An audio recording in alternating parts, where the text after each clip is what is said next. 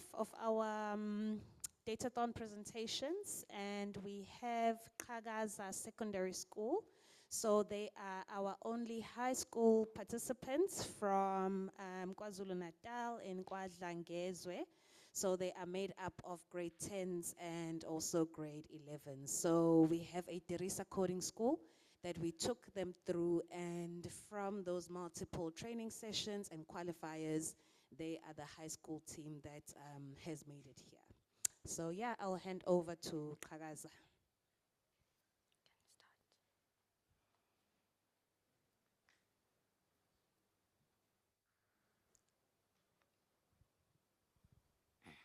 Kagaza, are you ready?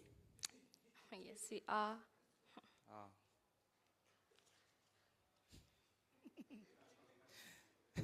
Sorry, my pronunciation is very wrong. Kagaza.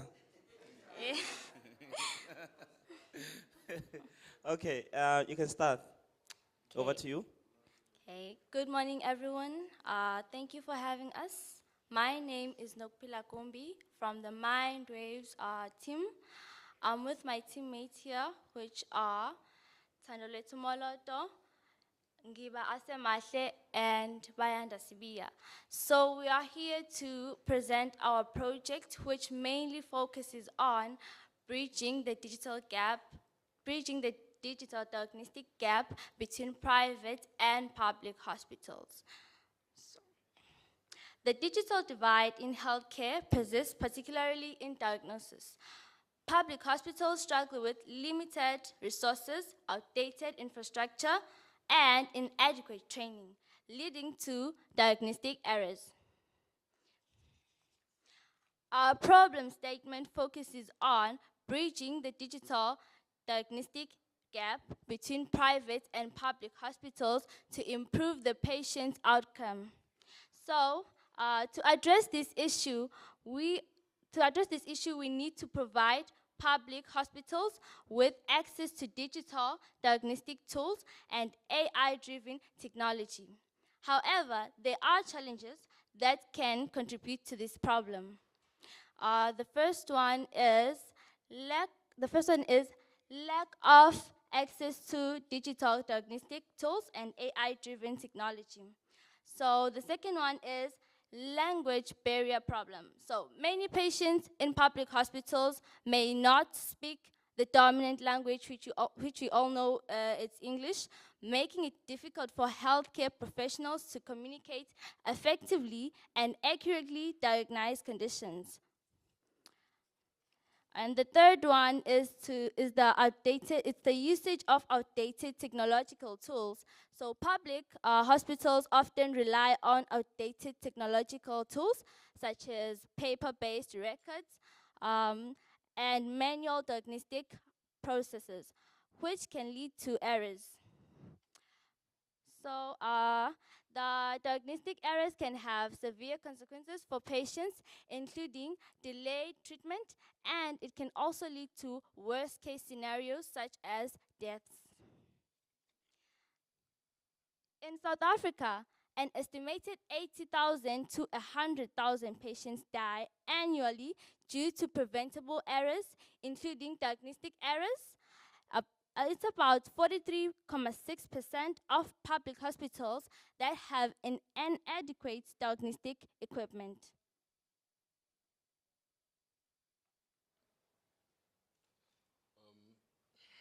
Moving on to data processing. So yeah, we got datasets and sources. So our datasets, we have the PMCD healthcare infrastructure datasets from Altron. We have medical cost dataset from GitHub, person dataset from Kaggle, person medical scheme dataset from Altron again, our sponsor, medical scheme cost dataset from Altron, and address location reference dataset from Altron again. So I'm going to take you through the process of data cleaning. So what we did, we were using Excel spreadsheet for our data cleaning.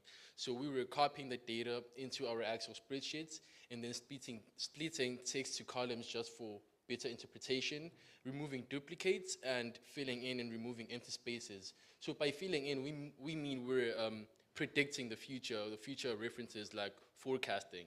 predicting what will be next, and for the empty spaces, removing of empty spaces, we were removing the irrelevant features or the irrelevant information in the spreadsheet that we got from the data sets. So from the data, we find the main contrast between private and public hospitals, making it easier for us to find a solution to the problem, which is bridging the digital diagnostic gap in public and private health sectors. So for data visualizations, so we had a dashboard. Our dashboard is separated in Excel because it was not working properly in our website. So yeah, it doesn't matter. So this is our visualizations.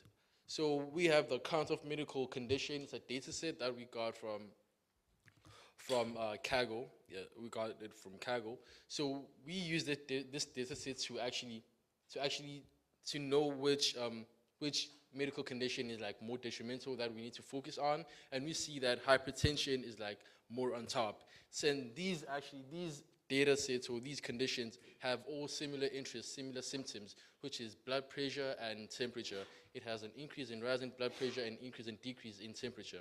And we see that hypertension is more of on top, so we chose to focus more on it. Moving on to the total monthly cost main member data sets or data. So here we were focusing on, we got it from Altron, and we were using actually the data merging technique, since we saw that this data set, the total monthly cost main member data set is it's like medical aid, but then for people in private sectors, since you can't pay medical aid, you don't actually pay in public sectors. And we saw that this data set was for private, since it was linked. We had similar information linking to private hospitals. And we see that in places like Soshangavu, it's a township, but then its medical aid per month is like very high. It's like 9,000 rands, and they cannot actually afford to pay that. That is why it is reluctant for them to go to public sectors, but only to find that in their public healthcare centers, they do not even have that much resources. They have poor machinery, and they're underfunded, and they're also overcrowded. So we're trying to bridge that gap, trying to fix the imbalance between the private and public sectors. That was just one example, like Soshangavu. There are also other examples like Cape Town and Hilton. So this data set's medical savings account adult dependence is actually the same data set. It's just that it's a better interpretation to the previous data sets, just so we can be able to interpret it easily. Going to this data or this visualization, the graph showing total lack of machinery. So here we're showing the imbalance of lack of machinery, as my teammate has said that there is a lack of machinery, a lack of machinery between public and private sectors. So we took this from GitHub, and it was a data set of one of the towns here in South Africa. It was Kaelisha, if I'm not mistaken. Yeah, so this data set, it shows that in that town, there are two hospitals. There's a private and public hospital. But then for public, there is a high level of lack of machinery in that public sector, in the public healthcare sector. But in private, it's less, meaning that showing the imbalance, which is why we chose to focus more on helping the public sectors rather than private, since they actually need no help. They are financially stable. Going to a total monthly cost adults, dependents, and medical savings accounts main member data sets. So here it looks clustered, it looks very uninterpretable, but until you hear it audibly. So here it shows that we have towns, right? We have towns, we have cities, and here the blue parts, the blue graphs, it shows that the medical aid that the town has, that per person has to pay per month, and the orange part shows the amount of money an average person has in the towns. As you can see that the blue bars are like stretched, are elongated, they are stretched very much to the point where you cannot contrast them to the savings a person have, meaning they cannot actually afford private healthcare sectors, since the money or their amounts in their banks is not really that much, meaning they are forced to go to public sectors, and that is why we choose to fix the imbalance between public and private. So with that being said, yeah, that is all for me. moving on to the proposed solution.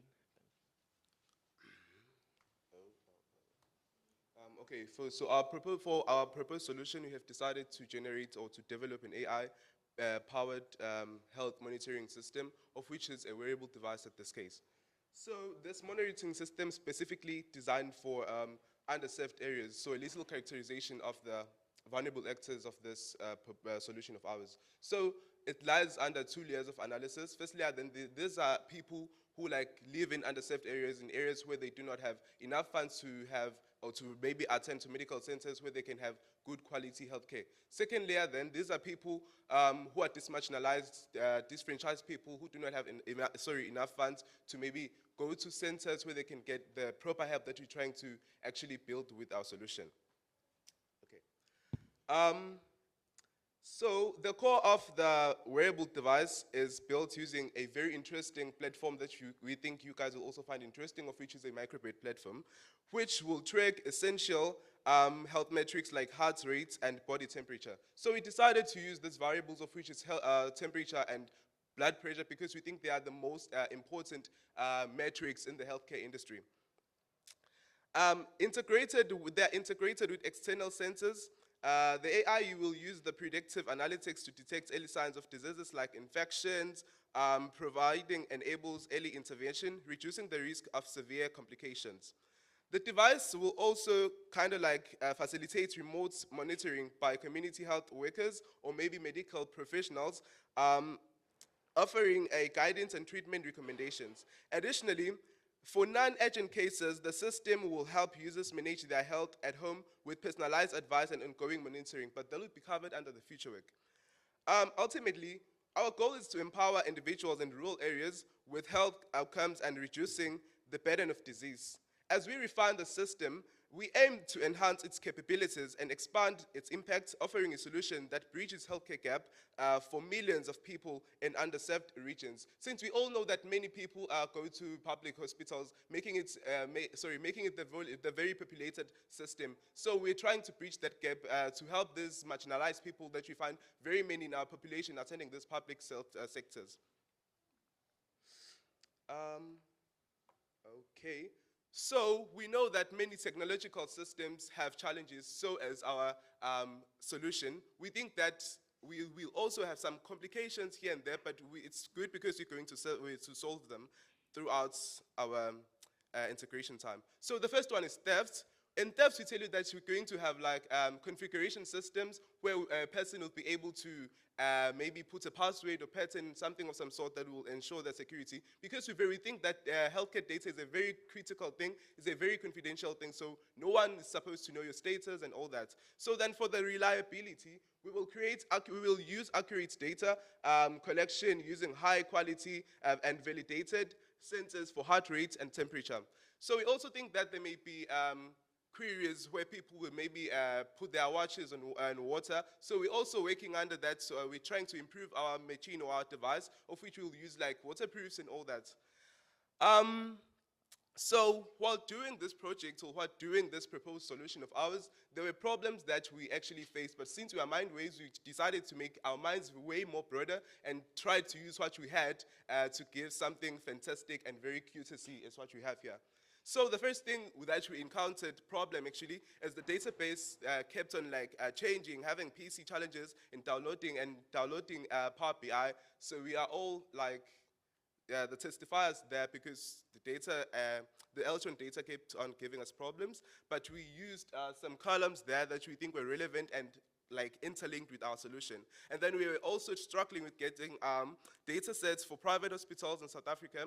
So that was very, very hard to do, but we tried using Kaggle and StatsSA to get all that. And then linking the Eltron data set to our problem statement was very hard up until we took our mind broader and broader because we're very interested in doing this. So with all that being said, we'd like to tell you that this, our solution is more like any other solution that you know, maybe you just tell us that maybe how we're going to do this, because we know smartwatches and all that, but this is a very, very different criteria. This is a very, very different device, because it would be able to tell the doctor, or maybe to send signals or alertation of some sort to the doctors or medical center that a person attends, and it will be able to monitor each and every health improvement or health diagnosis of a person. So we will the data will be transferred using signals or maybe using microwaves, and we're also trying to improve that for future work in order to make sure that our device is more eligible for users. And this does not only benefit the user that you want, it also benefits the medical centers. Mind you, we told you about language barrier and all that. So in this, we're not just bridging a minor problem, we're bridging a very, very complex issue in South Africa that we think is like is ditching our healthcare industry. So with all that being said, we'd like to flash your minds into thinking this is the best solution into the diagnostic digital era in South Africa. Illustrating on what he has said, we decided to create a micro:bit coding that actually has two functions. As we stated earlier, our target audience are frequent admitters, which are people who frequently experience acute illness, and older residents, because old residents are people are most likely to be attacked by deadly diseases. So I'm just going to take you through our simulation of our coding. As you can see, this is written in JavaScript, which is a programming language from Edu blocks, but it can also be viewed in blocks, which is more of a simpler programming language. So I'm just going to show you the simulation of how our device actually works. So I want you all to pay attention to the top left corner. So if you press button A over here, it's for the blood pressure. Our machine will start to detect the blood pressure of the human body. And if you press on button B, our machine will start to check the temperature of your body. So I want you all to pay attention to the top left corner as I'm going to start the simulation. So the average blood pressure of human body is 120 mmHg, which is the unit used to measure the blood pressure of a human body. So if the blood pressure of your body exceeds 120 mmHg, our machine will make some sort of tone and alert the user. And if it's below 120 mmHg, it will make some sort of tone and also alert the user. So I'm just going to be quiet for a while, and I want you all to pay attention to the top left corner as we illustrate our simulation. As you can see over here, if our machine reads 120 mmHg on your body, it will display as follows.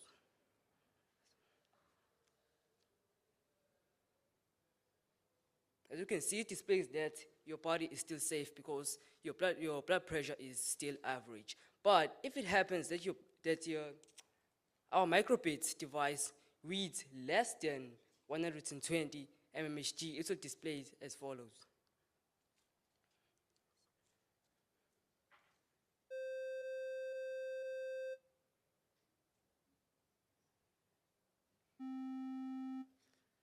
And if it happens that our micro:bit device reads a blood pressure exceeding 120 mmHg, it will display as follows.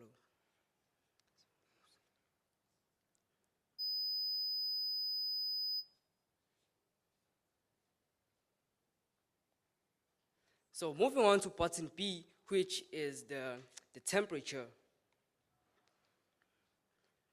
which is the temperature. The average temperature of human body, as we all know, is 37 degrees Celsius, but maybe not exactly 37 degrees Celsius, maybe around 35.5 up to 37.5 degrees Celsius. So I'll go ahead and press on button B, and you'll see how our device reacts when it reads the temperature below 37 degrees Celsius or above 37 degrees Celsius. So we will start with below 37 degrees Celsius, which is 21.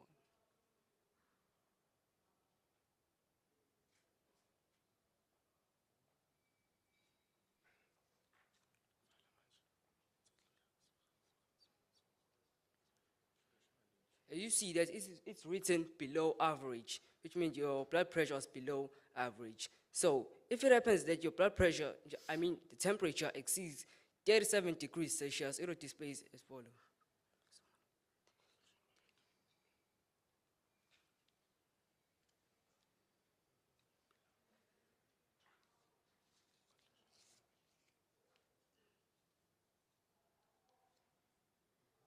So above average. So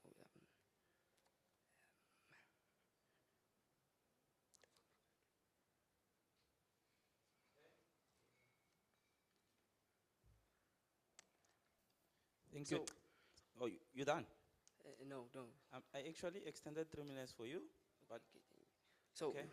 Extra 2 minutes? Wrap up. moving on to the future work, we are planning on making our device like more accurate because the average temperature of human body is not exactly 37 degrees Celsius. It's around 35.5 up to 37.5. So we would like to improve the accuracy of our device in the near future. We want our device to be able to help our users maintain themselves at home if their illness does not require any serious medication. Moving on to the conclusion. This device represents more than just technology. It's a lifeline for underserved populations. It's a beacon of hope. It's a promise to serve. It's a promise to save, serve, and protect. By prioritizing those in need, we aim to bridge the digital gap between private and public sectors. With your support, we can create a future where no individual's health is left to chance. Thank you.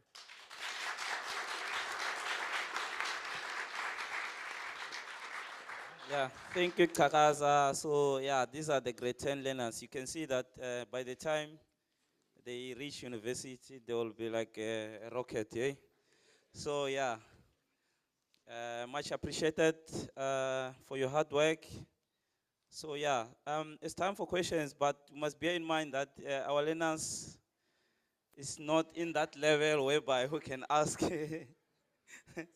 those difficult questions. But anyway, Kakaza, well done.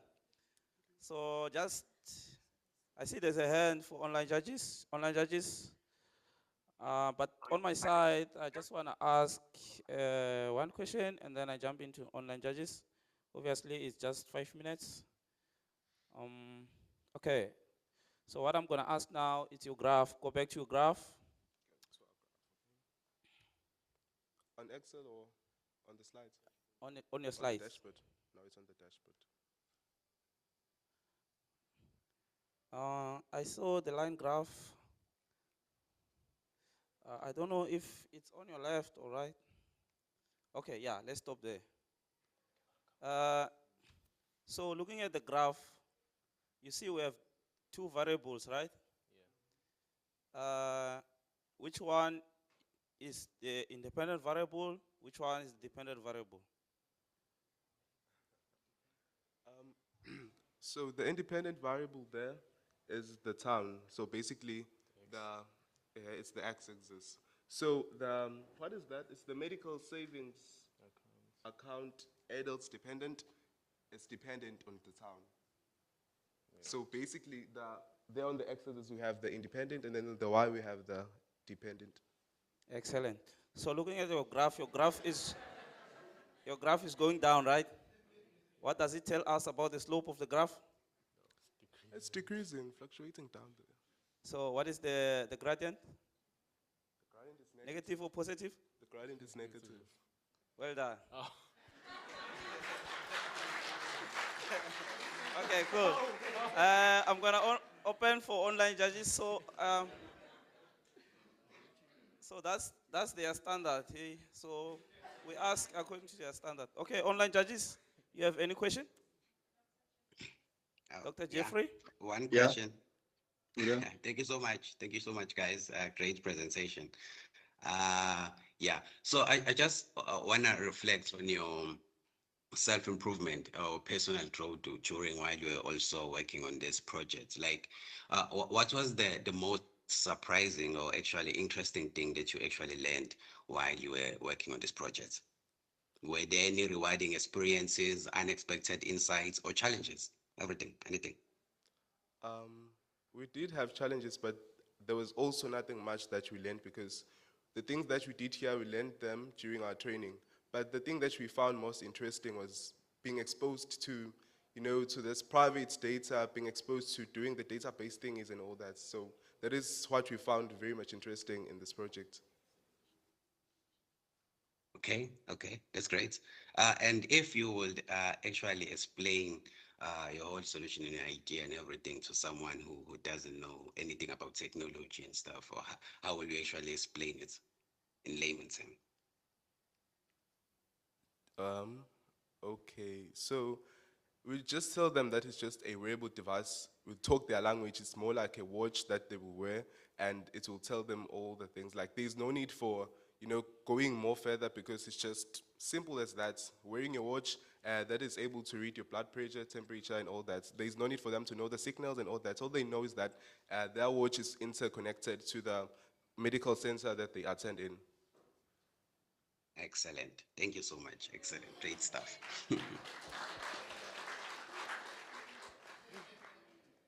Um, I have a There's question another also. hand from online judges.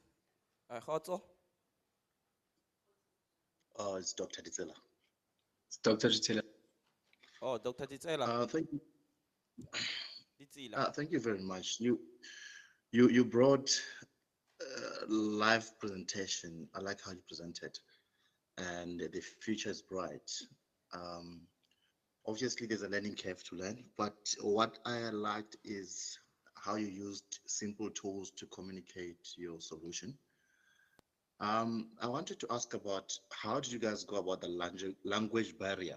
Because you alluded to be a lack of IA-driven technology. And if you guys have looked into what is available, just that question.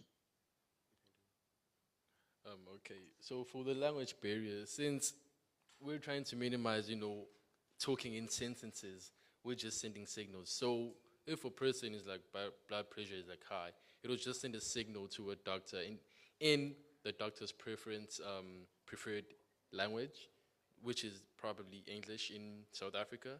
So it'll send the signal, and the doctor will automatically know what disease they have. So it'll like limit the sentences in different languages and the language barrier. Okay. We have a question this side. Yeah, I've just got one, Mr. Balwe. Hoto, you can go. Yes. Yeah, guys, that was very impressive. I just have one question. What if I'm traveling to somewhere else, maybe even another province? Will I be able to link to another doctor, or am I stuck? Well, then that's the thing. Here we're bridging the gap between public and private. So if you're able to travel, you have that money, why go to a public hospital at the first place?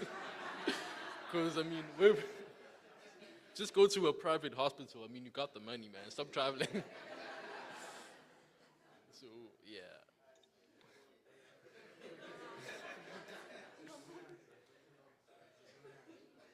Okay, thank you. You're welcome. Okay. Yeah, hi. Yeah, good presentation. Yeah, like they said, the future is bright. Just a quick one. I know you did explain, but if you can say it in a line or two, how does your proposed solution differ from the existing wearable devices? I think you did explain. Just summarize it. Okay, so unlike any other wearable devices like smartwatches that we have in the status quo, we believe that ours is very, very different. I mean, we have done research here and there. There is no watch that can perform the task that ours will do. There is no watch that can actually send the feeds or send your healthcare data to the medical center that you attend. So with that, we think ours is very much unique and very much efficient for the users to use.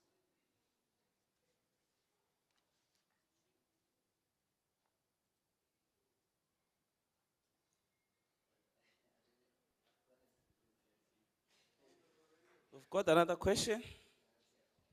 Promise it's a very simple question. Um, So, what are you all hoping to become? So, from here, which universities and where exactly do you start seeing yourselves? If you've got any ideas from any of you. Well, in my case, I'm trying to invent something as I want to be a software developer or software engineer. So for the universities, I mean, there are a lot of universities here, and I don't want to make anyone mad, so I think I'll keep that private. But you can go. I want to know what's your dream university? Where do you want to find yourself after completing? Obviously, you have a first choice, right? Say it. Or you want to find yourself in UK? It's the University of Cape Town. Oh, wow. A round of applause.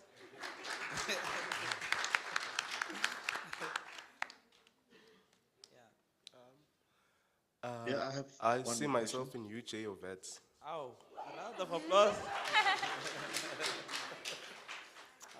I'm not going to stay at the university, but as I have interest in computers, I want to study IT. Thank you so much. I think if we don't have any I have a question. question, and then I do have a question. UWC, Chair. oh, there's a question online. This is maybe it's a suggestion because they have shown us what the microbit done. So in terms of the language barrier, probably they can incorporate emojis. When someone is feeling sick, they can pull that emoji. When the temperature is high, there's so many emojis that they can communicate rather than having to show the digital numbers. Because some people that might not be cognizant of what these numbers represent as high as it is and all the like. So it's something that probably it will help into taking them further. But I'm impressed to use certain tool to communicate their data solution. Okay. Any other question? Simpewe online.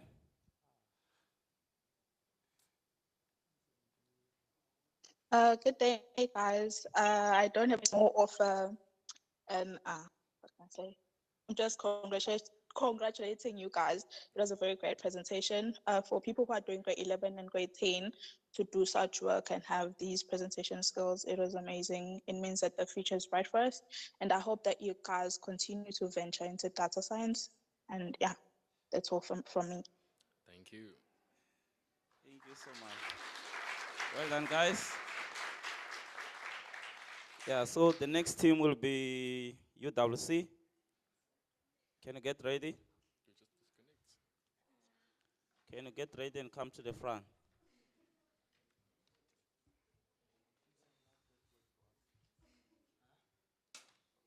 Okay, so this is so after the presentation we'll have lunch break and we come back. I don't know how long it will take for the lunch break, but we'll have a lunch break after the presentation from the UWC, University of Western Cape.